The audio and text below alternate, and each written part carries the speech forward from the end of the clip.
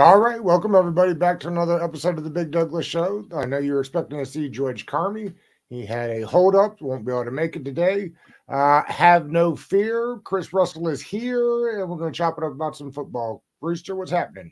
What's going on, Doug? How are you, man?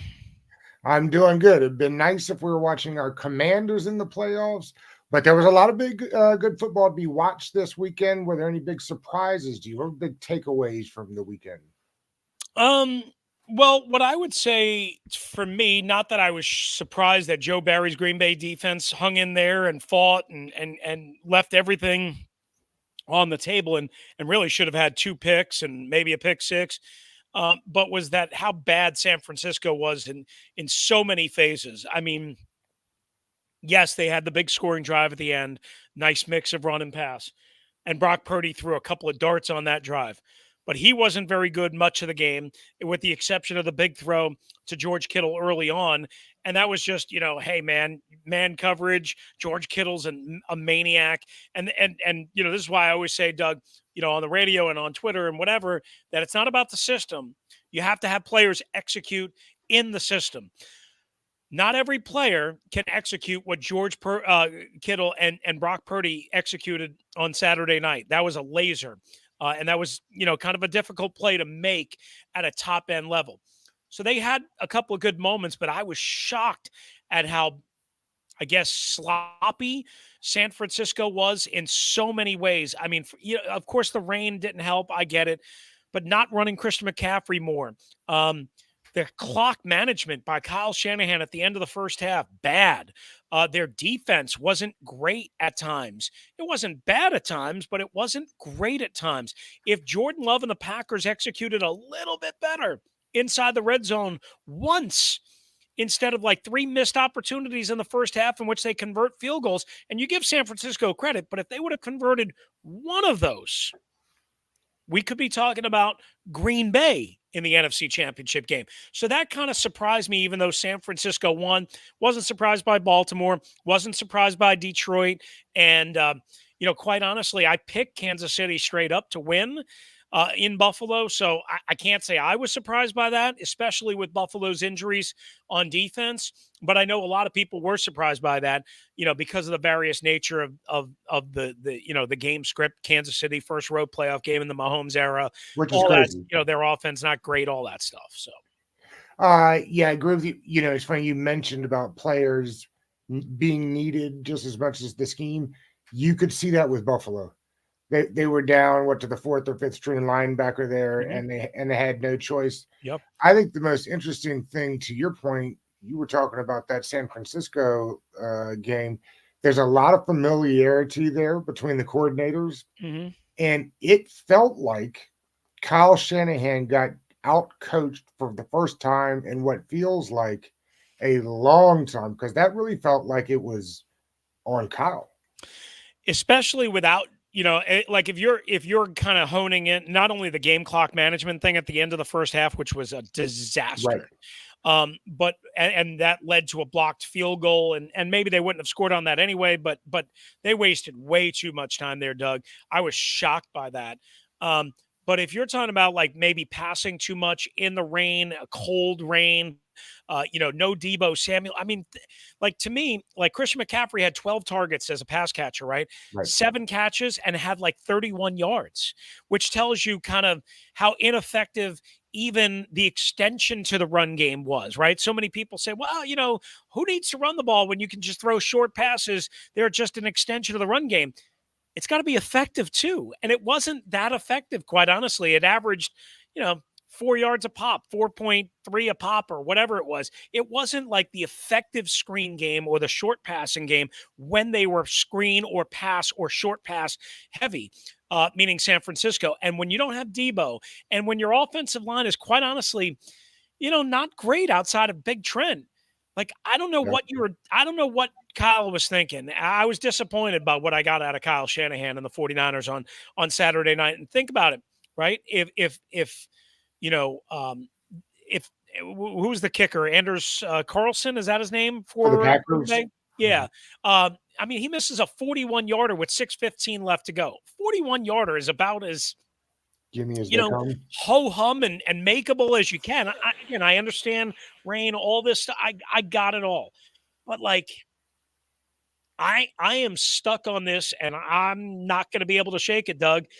That not only was Kyle outcoached by Matt LaFleur and Joe Barry, even though they won, but also that man, San Francisco's got to play it 10 times better in order to beat Detroit. They're going to have a tough time beating Yeah. Detroit. I think you're exactly right. That team is you talk about teams that are built on speed.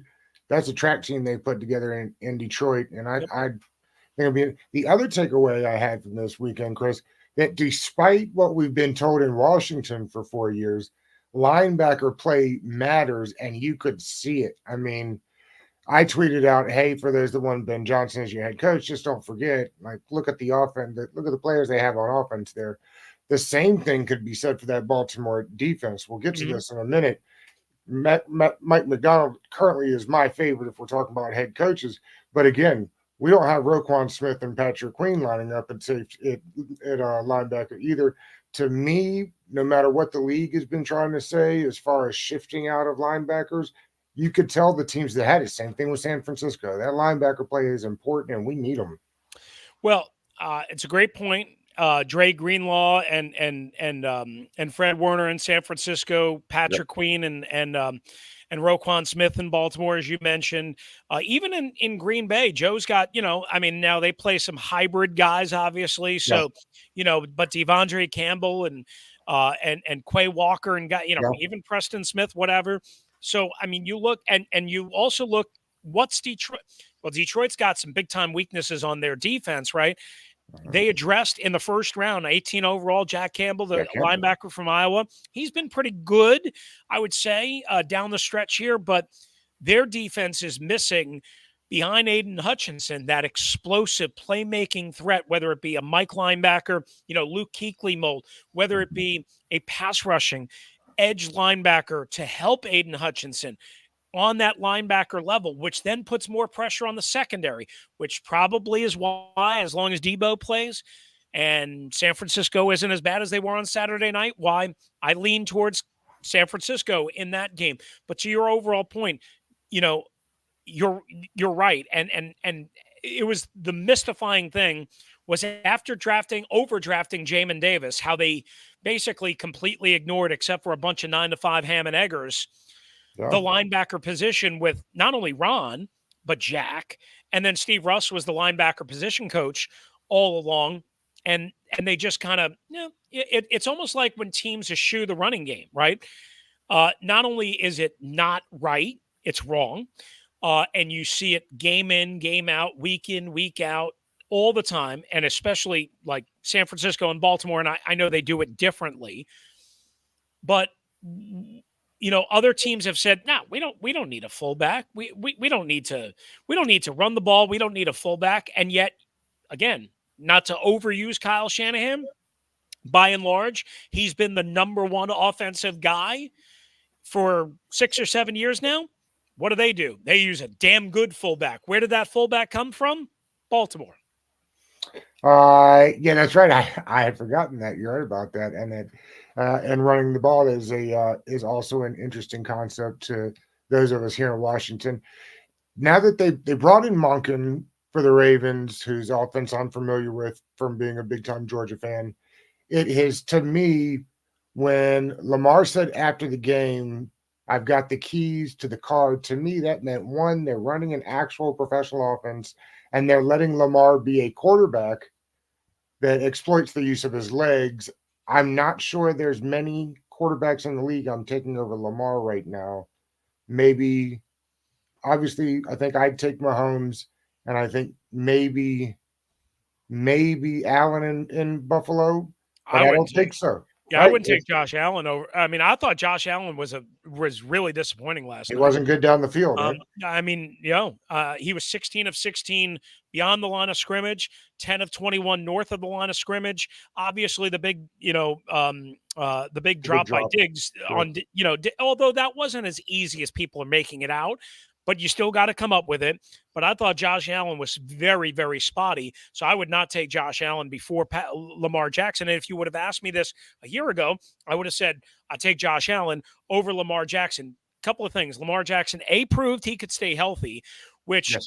I couldn't believe people were like not that worried about, like when people evaluated Lamar Jackson and they were mad that the Commanders and the Falcons and whatnot didn't go after him. Listen, man, he had missed 13 games over 2 years, including 6 games in each year to end the regular season and 1 playoff game. Not to mention he was still developing, still figuring out how to operate from the pocket. You know what I've seen? Doug, I'm sure you've seen the same thing, is there are plays, like I remember one specific play, and I was talking about this on the radio on Monday, where the snap was on the left hash, and he kind of went backwards to the right hash on kind of a diagonal, and Morgan Moses had his guy blocked completely like the sun, right? And Lamar had the entire half of the field he could have run for probably 35 yards because Morgan Moses had his guy locked down and the flow of the action was the other way, right? And Lamar drifted back to the other hash mark and fired an absolute seed over the middle. I think it was to Odell Beckham, but I could be wrong on that.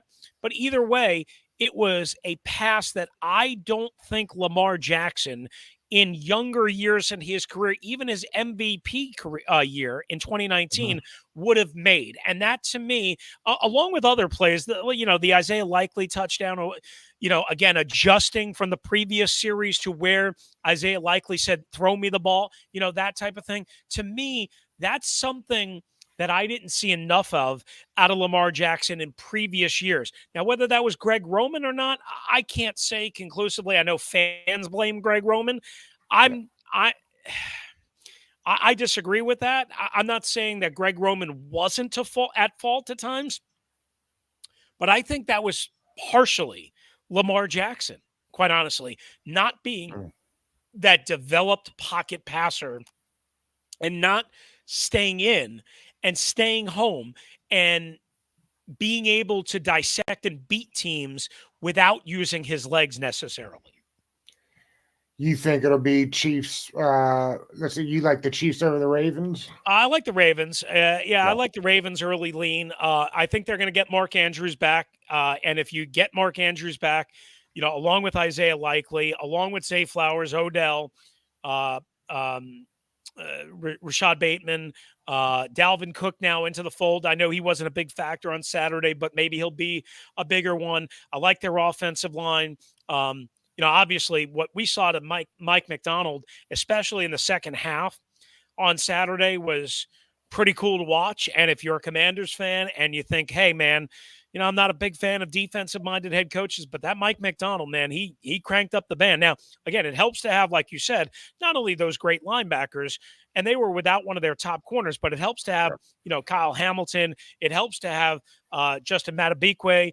It helps to have Jadeveon Clowney and all of the different weapons that they have. He wouldn't be immediately inheriting that, but you'd like to think that if he were to come here as a head coach, right, after this run with the Ravens, wherever it winds up, you'd like to think that obviously there would be a heavy lean towards defense, maybe after the number 2 overall pick. We can discuss that, obviously, all that as we go along. But the point being is, first, he would be a first-time head coach. He's young, which everybody loves, and he's aggressive.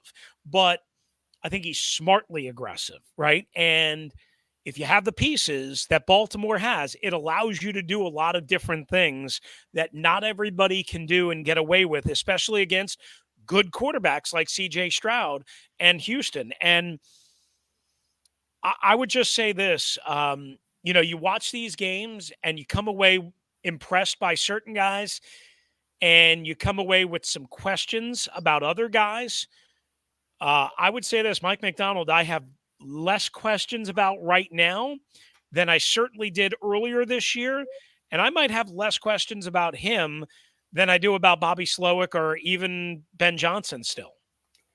Yeah, to me, for McDonald at least, and I guess people have the same reservations about Johnson simply because he doesn't necessarily come from a pedigreed coaching tree, if you will. But to me, it's more about like what will the staffs look like. I guess for Johnston, we've heard now maybe he brings the O-line coach with him, which I like the idea of that. Like Maybe Hank with Fraley, yeah. McDonald, that's part of the problem is like what would the staff look like?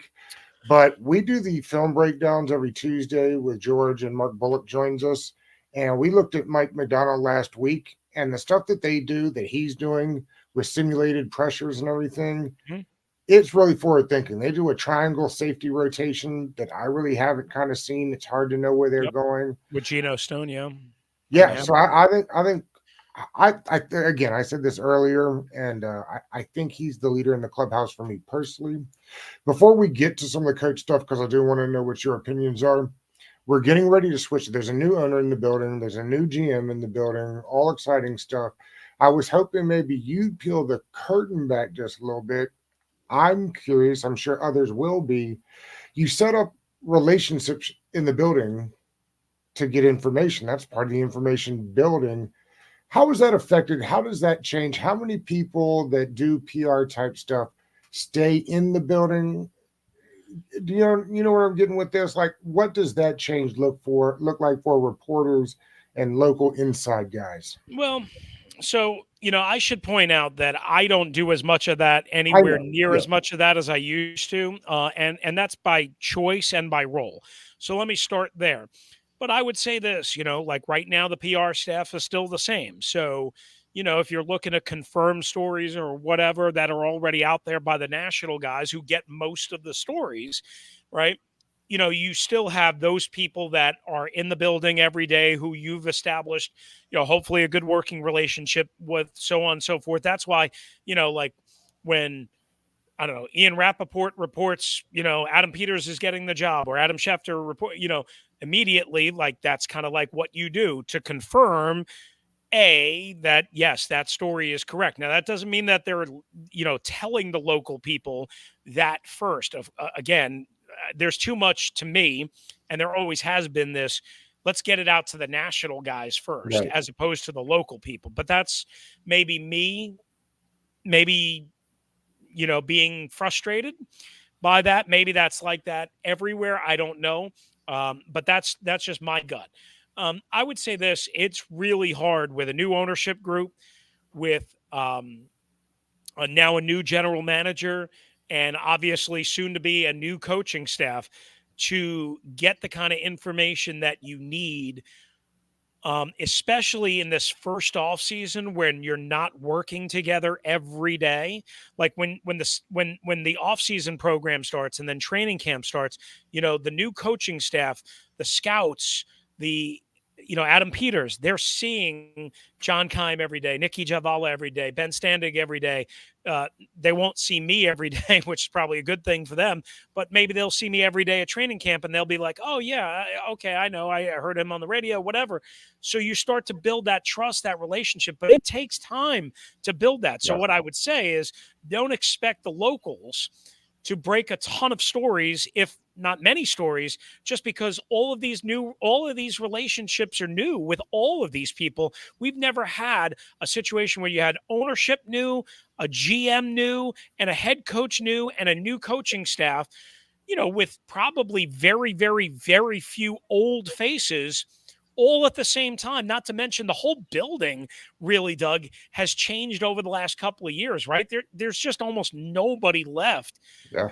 from when I was working in that building on an everyday basis and traveling with them and staying with them in the hotel. And, now that's been a number of years, but I mean, a lot of those people stayed around until Ron and Jason got there.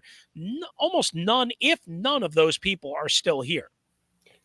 Yeah, it's fascinating. And that's why I wanted to know, because I think it's not talked about enough for the people that's job it is to cover the team, Yeah. because it's all relationship based. Yeah. And that's why I don't spend a lot of time, quite honestly, worrying I about, knew you didn't, but I knew stuff. that I knew your Yeah. background and Right. experience should at Right. least lend itself to be, and I Right. think it did. I think it's interesting. Here's what I'll say. We all depend on, in lieu of, while you're trying to build these relationships, the relationships with these new people, right?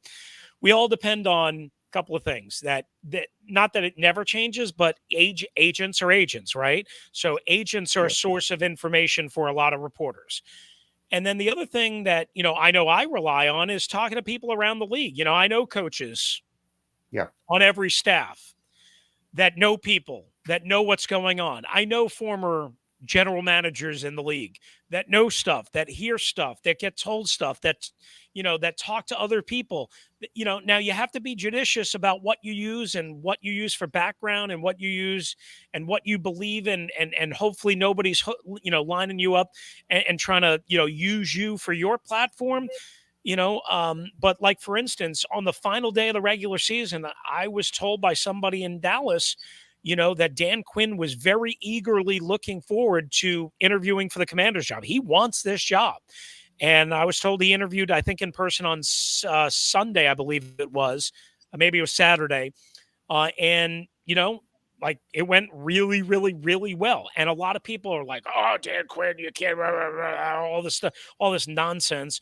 Because of what happened to the Cowboys in the playoffs, B, because he's a retread, and B, C, because he's a defensive coach, and how dare we, and all that nonsense.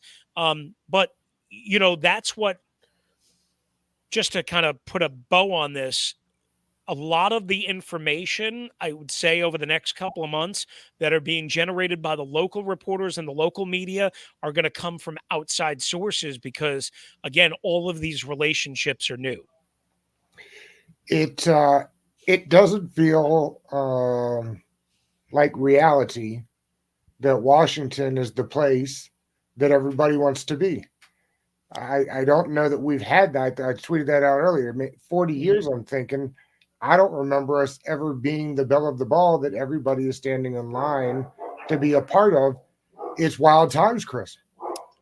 Yeah, and I think it all started obviously with Josh in late July of last year. And listen, make no mistake about it, it's not just Josh. I mean, Magic Johnson is a captivating figure. Everyone knows the name Magic Johnson. And now when you add in, just fast forwarding, Bob Myers, right? A lot of people know that.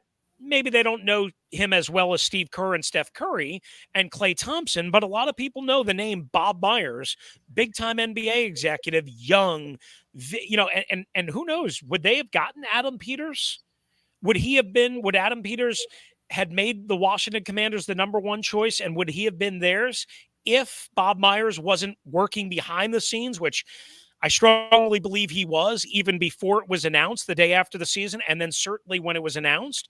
Like, would that have happened? I don't know. I can't say for sure it wouldn't have, but I don't know if it would have happened. So it is the dawning of a new era, obviously. It is, I said this the day Adam Peters was, it was reported, obviously, that he was coming here.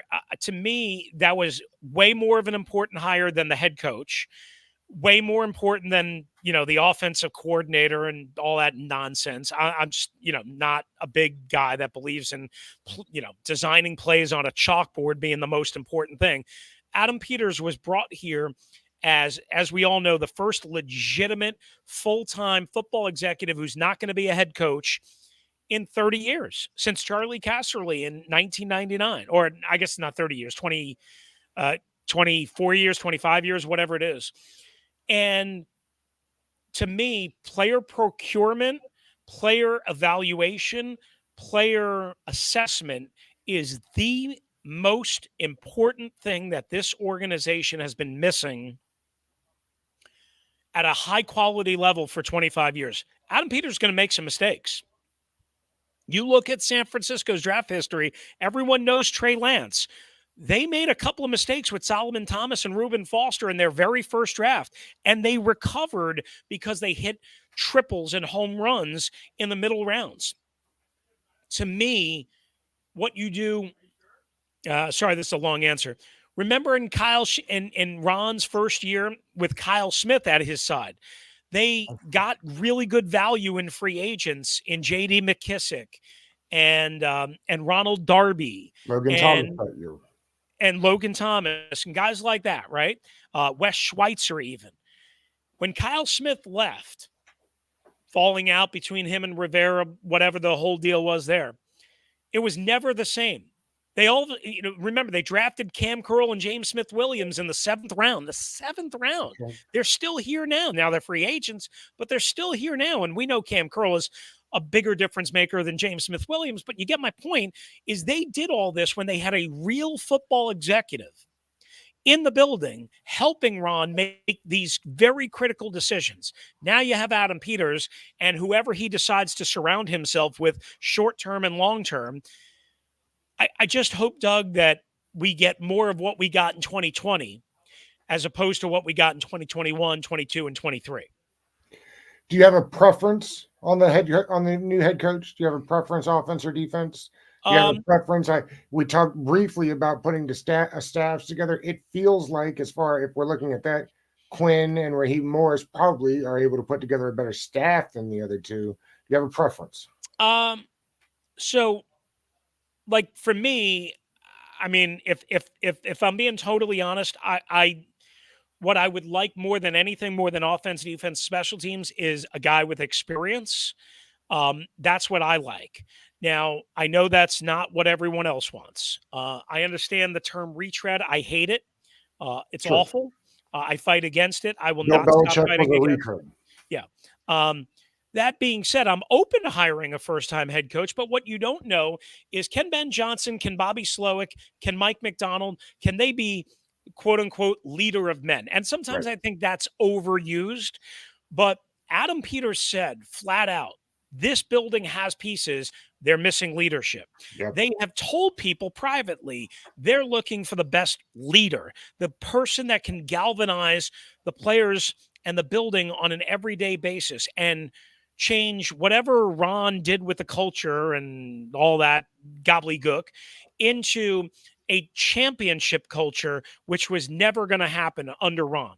I'm sorry, it just wasn't going to happen. They need somebody to essentially, okay, watch my hands here, take the, here, let me use my right hand, take somebody by the grapefruits and squeeze them a little hard and squeeze until the pulp all comes out of them. You know what I'm saying? I mean, they Right need there. somebody that can make average guys good.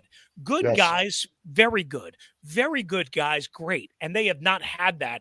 So to me, that's what I'm really looking for. Somebody with some fire and intensity, but somebody that's not treating people like Brian Dable is treating people Right. in New York. Okay. Yep. I don't want that. I want somebody with some fire and intensity, but a love and kind of like a passion and an understanding, like, hey, we got to do better and we got to dig down deep, but we're not going to treat you like a piece of crap. That's really important in this too, because you can get a hard ass and somebody who yells and curses all the time. That ain't necessarily good either. And by the way, I don't think that was Eric Bieniemy too. Like, for people that have that image that Eric Bieniemy, that's all he did. I'm not saying he didn't do some of that, but I think Eric Bieniemy is a different type of leader than a Brian Dable, if you will, in that, I think he's demanding and I think he's tough and I think he curses and all that. So I know he curses. I mean, I've seen it, but I think he's got a tough love about him. Whereas I don't know if a guy like Dable, just to use that as a prime example, has that in him. And I think that drove out Wink Martindale, and I think that's going to drive out some players in New York and so on and so forth. We'll see. So to me, that's what I'm more looking for, more than offense, defense, whatever. I would prefer somebody with head coaching experience. I covered Jay Gruden every day in 2014, his first year as a head coach. I'm not saying everybody's like Jay, but there is a lot to deal with that you are not prepared for necessarily as a first-time head coach. Now, the organization obviously is in much, much, much better standing now than it was back in 2014. So I'm not suggesting that a first-time head coach would face the same nonsense that Jay had to, but there was a lot that he wasn't prepared for. So to me, I lean again towards leader and experience. I understand not novelty. I understand the desire to go young and offensive minded. I've just never been a one size fits all.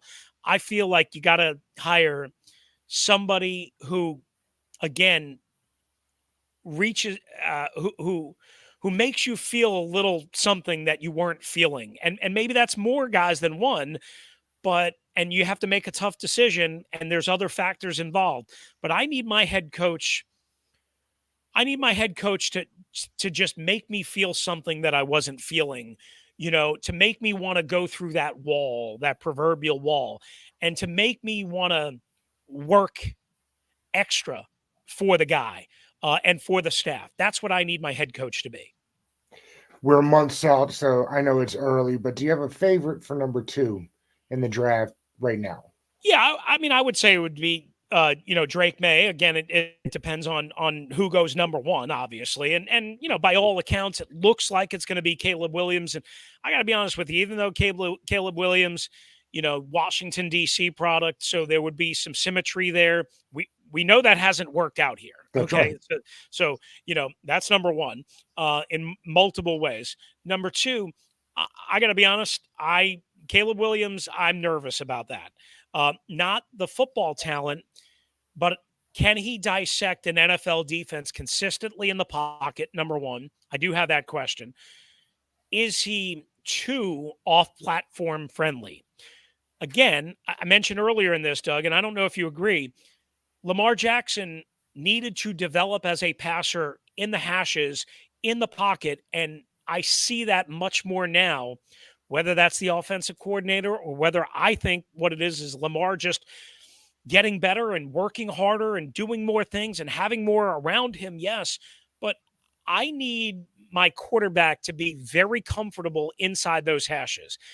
I don't sense that all the time from Caleb Williams, and I have a lot more work to do. But this is just my feel, my sense, what I've seen, some people that I've talked to. Again, you love the off-platform stuff, but I don't want him to make a living off-platform, if Right. that makes sense. Yes. So that leads me to plus, look, the painting of the fingernails with the message towards Utah last year really, really, really angered me. I'm just gonna be Mhm. honest with you. I don't like that at all. I think Caleb Williams, whether it's fair or unfair, there's always going to be some sort of story, some sort of comment, some sort of drama. Like we see what's going on in Dallas right now, right? With Dak Prescott's family, with CD Lamb's mom, with Micah Parsons doing. I don't want any of that nonsense. As it's impossible to ignore it all and to eliminate it all, but I don't want a lot of that, and that's what I sense you're going to get with Caleb Williams. That's my sense. I don't know that. To me, Drake May, even though I was disappointed by his performance in several games this year, not only the Virginia game, which everybody talks about, but the last two at Clemson, at NC State, I did not think he was great. And again, it's early.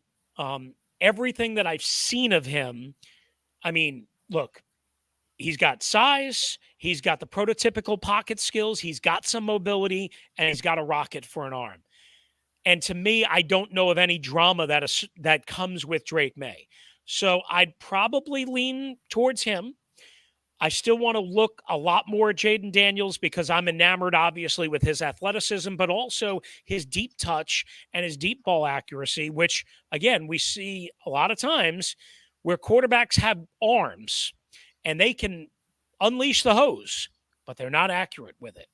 Yep. Jaden Daniels, yes, he may have had guys running wide open and free, and he may have had really good receivers. All of that is true. But, Doug, I don't know if you agree with this sentiment. It seemed like a lot of times his ball placement, even when guys were running free, was right on.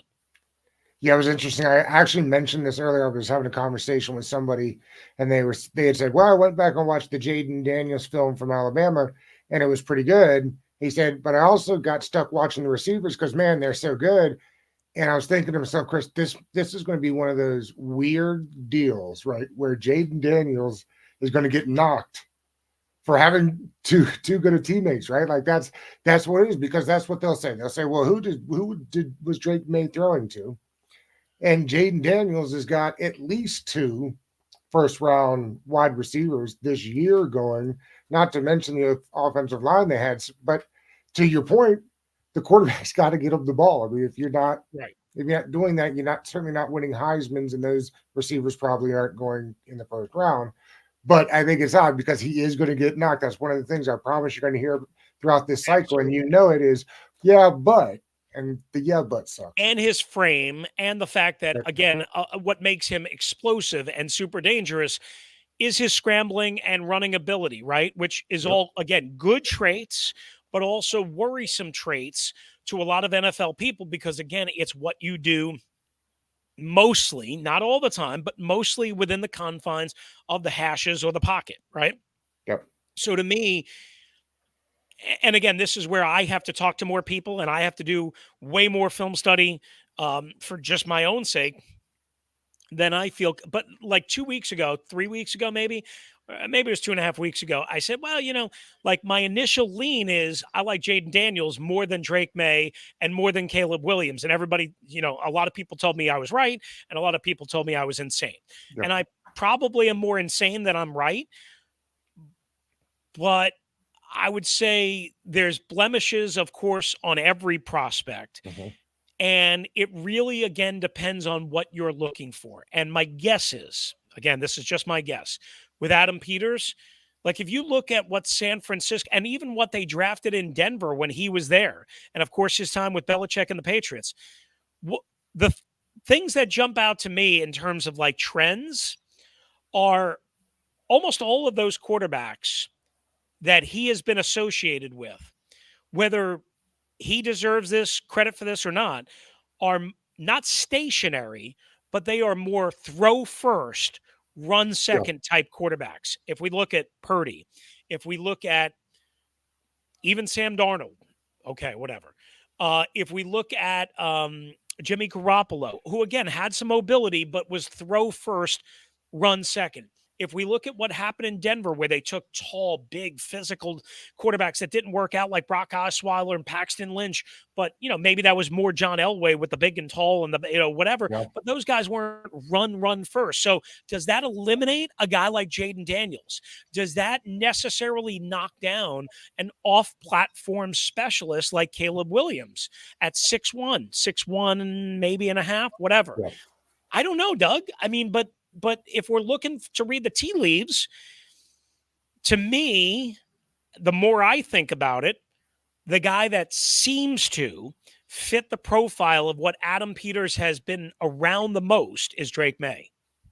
And he also seems like the most likely guy to be available compared to, say, Caleb Williams, not compared to Jaden Daniels, but, compared to Caleb Williams, if you'd had to lean one way or the other, most people, I'm sure, are going to be leaning towards Caleb Williams at number one to Chicago, right? Certainly all the big mocks are going to do that. And they already are doing that. Jeremiah and, Pro Football Focus and so on and so forth. Now, Shane Waldron coming in as their offensive coordinator, that kind of is unofficial as of, we're recording this. Mm-hmm. I don't know how much that changes things. I mean, obviously, he's been around, Geno Smith the last couple of years, and Geno certainly has some mobility, but he's, again, a pocket first guy. So I don't know exactly where they go from here. But, if I had to guess on January 22nd, and I'm not going out on a limb, right. If I had to guess, I would say Drake May, and you hope like hell that he's something close to what Justin Herbert has been. Yeah, I've said for a while now, it feels like if anybody can make a random jump up to first this year, it would be Daniels. He makes me nervous just a little bit, Chris, because I think he runs more like Robert and less like Lamar. Lamar, and that's not a knock on him. It's not a knock on Robert. I said that the other day, and someone was like, "Oh, not Robert." Well, Robert was a hell of a runner, but he had track speed and he ran up north and south. Lamar's got the wiggle to get left and right, and I think Jaden's got some of that, but I don't know. I've got to look some more too. But his running style, I think he's another one of these guys that takes hits when not necessary. That's what makes me a little uncomfortable. I think that's a really astute point. I mean, like when you watch Lamar, it's not all runs to the outside and along the sideline, right? Where there's more room, right, and less traffic. Lamar, again, we talk about throwing in the hashes inside the box and inside the pocket. Lamar, a lot of his human joystick runs has been, like you said, vision to see and absorb and not absorb and whatever. Yes, sliding is a part of that, all of that stuff. the early stuff that I've seen on Jaden Daniels, and again, I don't watch LSU every week, so I don't want to pretend like, and I'm not a scout, I'm not a coach, I'm nothing more than just a dum dum that's been doing, football, on the radio and in print, and I've been around a lot of coaches and whatever for 28 years. When I see Jaden Daniels, I think more outside perimeter run type stuff, meaning scrambling and running away from people. And I do wonder if sometimes that can get you in trouble because you're trying to get to the outside and you're trying to make the big play where there's less traffic. And then you don't see somebody coming from the side or on the diagonal, one. And two, when you're trying to get wide, you get strung out and you get battered around as you're trying to get wide, as opposed to, and just sliding and not taking the big hit and maybe picking up 5 or 6 instead of 10 or 11 or 12 or 15. Last one. I'm just curious. It's also way too early to know, but what do you think that they'll do with Cam Curl? Will he be back? I think the number looks like it's around $15 million a year. So I've struggled with this one as well. I mean, obviously we don't know who the defensive coordinator is. We don't know the scheme, all that. So some of that will be determined by that. For me, the look, the problem is Kendall Fuller is a free agent as well, right? Yes. So you have to kind of decide, okay, probably between the two, which one of the two would I like to bring back? Maybe there's a chance you could bring both back, but probably one of the two between the two. And Kendall Fuller is clearly at a more premium position and better in pure coverage. And Cam Curl is more versatile and younger. And I think I think you can use him in different ways than maybe Kendall would be at this point in his career. Remember, the Commander staff, now, again, not a great staff, obviously, they did not want to use him in the slot, which is what he was known for when he was first in the NFL and when he was first here, right? So is Kendall as flexible as Cam Curl probably is? Now, I don't think it's a good idea to have Cam Curl in single high, deep center field safety coverage or anything like that. So when I say flexible, I don't mean that. Can he get away with it from time to time? Sure. But that's not his forte. That's not his strength. Because he's younger and because he's a little bit more flexible and because I don't know the scheme and because I do worry a little bit about Kendall Fuller getting a little bit longer in the tooth, I would probably lean towards bringing Cam if I'm choosing between the two. And again, I do believe ultimately, I can't rule it out. I do believe ultimately, even though they've got all this cap room, they're not going to be able to bring back both, because you got to remember with the cap room, you still have, Curtis Samuel to figure out, who was arguably their best receiver. Antonio Gibson, who, I mean, listen, I'm not as high on Antonio Gibson as others are, but he's still a valuable piece. And don't forget, this is a big one. Sam Cosmi is now eligible for a contract extension, and he does not have a 5th-year option. That's right. He's got to get a contract. Yeah. And he stayed healthy for all 17 games this year, which was a big problem in his first couple of years. To me, Sam Cosmi's got to get a contract extension now, Doug. Not maybe you could wait middle of the year, training camp, whatever, but I think he's got to get a contract like earlier than later to lock him up, because he's the only guy right now that you can say clearly we're going to build around this offensive line with him. Even though right guard is not premier, it's paid as a more premier position than it used to. Sam Cosmi is going to cost, probably $15, $16 million a year, quite honestly, and maybe more than that. And you got to pay it. So while we keep talking about free agents and who they're going to bring in and all of that's great conversation, to me, I got all these questions. Again, the Curl Fuller one, and maybe people think differently. I don't know. I haven't talked to enough people or paid enough attention to who people would want out of those two. I would guess Cam Curl. But then the other one again is, you got to determine what you're going to do with with Samuel and Gibson. I think most people would probably lean towards letting Samuel go and maybe keeping Gibson. I don't know. But Cosmi is going to be an interesting one because do you get that done so that it's taken care of and so that the market doesn't continue to explode? That's right. And then the cost goes up as the market continues to explode.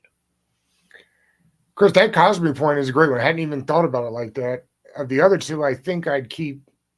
I would bring back Samuel. I thought he was fantastic, and he does. I don't care what offensive coordinator comes in, head coach, whatever. You want a guy like that. The other one they'll have to worry about is Charles Leno.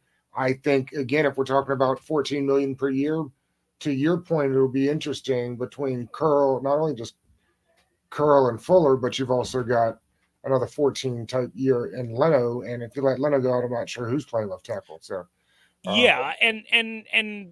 So Leno's got what, one more year? Yeah, I think it's one at 14 and then maybe an option after that. Is it that high? I didn't realize it was that high. Ugh.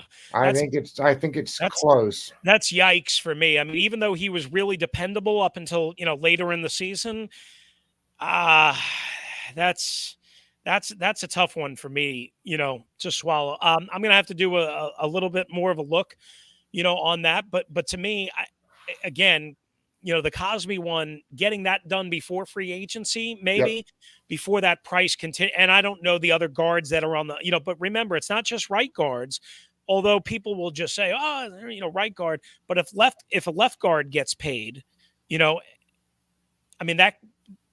agents will blow the market out for left guard or right guard, even if you're a right guard. And we know he's a right guard and not a left guard, at least for right now. And I don't know why you would change, move him from that spot. My point is get it done and get it taken care of before you get into a Brandon Sheriff situation, before you get into a situation where, remember a couple of years ago when Kansas City was so desperate for offensive line help after the Super Bowl loss to the Bucs, they went out and they signed Joe Thuney from New England, and they blew out the market like $68 million or whatever. And everybody's like, oh yeah, he's a nice player, but what are we doing here? Yeah. Well, that happens. Andrew Norwell, former commander, right, who was terrible. Way back when he left Carolina to go to Jacksonville, he signed like a $65 million. But what are we doing here? Like what? I mean, the market explodes really fast. If you don't take care of guys with extensions, and not every player wants an extension, so that is a factor here as well. But I guess the overall point for me is if you're, free agents are different than a guy like Sam Cosmi. I think if you put a fair offer, 15, 16-ish million dollars in front of Cosmi, I think he would sign it. Yeah. If you're Curtis Samuel, if you're Kendall Fuller, and even if you're Cam Curl, they're going to free agency. Yeah. That's not the same situation, number one. Right. And number two, I don't even know in free agency or right around free agency, if you offer each one of those just say $15 million a year, and obviously the numbers can be moved around. If you just said, here, $15 million, 3 years for Kendall Fuller, $15 million per year, 4 years for Cam Curl because he's a little younger, $15 million, 3 years for Curtis Samuel, I think all three of those guys initially say no and test the market. Right. Yep. Yeah. You've made me more concerned than ever. They got to sign Sam Cosmi because they got nothing else then. Yeah. Chris, appreciate it. I know that George wanted to be here, so maybe we can try a couple of weeks and do this again. Absolutely. Sounds good. Always a pleasure. Thanks for having me, Doug. All right, buddy. Enjoy your party. Thanks. Will do.